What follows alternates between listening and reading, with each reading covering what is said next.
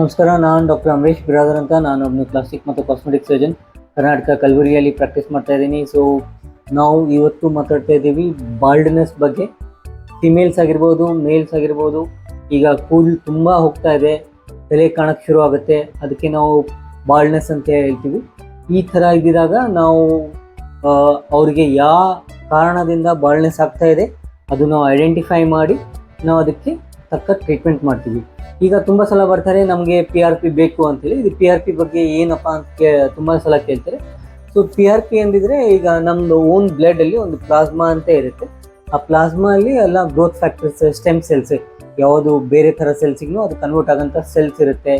ಹೊಸ ರಕ್ತನಾಳ produce ಆಗೋಂಥ stem cells ಇರುತ್ತೆ.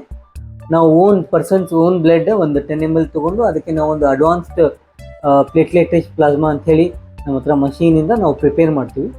ಆ ಪ್ರಿಪೇರ್ ಮಾಡಿದ ಮೇಲೆ ಯಾವ ಜಾಗದಲ್ಲಿ ಬಾಲ್ಡ್ನೆಸ್ ಇದೆ ಆ ಜಾಗ ಸುಂದು ಮಾಡಿ ಆ ಜಾಗಕ್ಕೆ ಇಂಜೆಕ್ಟ್ ಮಾಡೋಕ್ಕೆ ಶುರು ಮಾಡಿರ್ತೀವಿ. ಇದು ಒಂದು ಪ್ರೋಟೋಕಾಲ್ ಮೇಲೆ ಎವ್ರಿ ಮಂತ್ ಒಂದ್ಸಲ ಬೇಕಾಗುತ್ತೆ.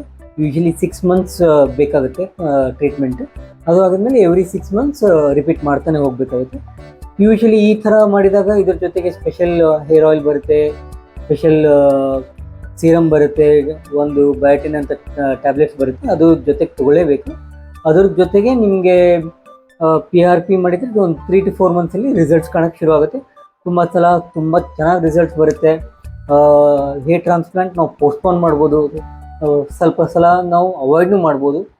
ನಿಮಗೆ ಇನ್ನೂ ಜಾಸ್ತಿ ಮಾಹಿತಿ ಬೇಕು ಅಂತಂದರೆ ನೀವು ನಮ್ಮ ಆಫೀಸ್ ನಂಬರ್ 90711174ಗೆ ಕರೆ ಮಾಡ್ಬೋದು. ನಾವು ಇದೇ ಥರ ಇಂಟ್ರೆಸ್ಟಿಂಗ್ ಪ್ಲಾಸ್ಟಿಕ್ ಸರ್ಜರಿ ವೀಡಿಯೋಸ್ ಮಾಡ್ತೀವಿ. ನೀವು ನಮ್ಮ ಚಾನಲನ್ನು ಸಬ್ಸ್ಕ್ರೈಬ್ ಮಾಡ್ಬೋದು. ಧನ್ಯವಾದ.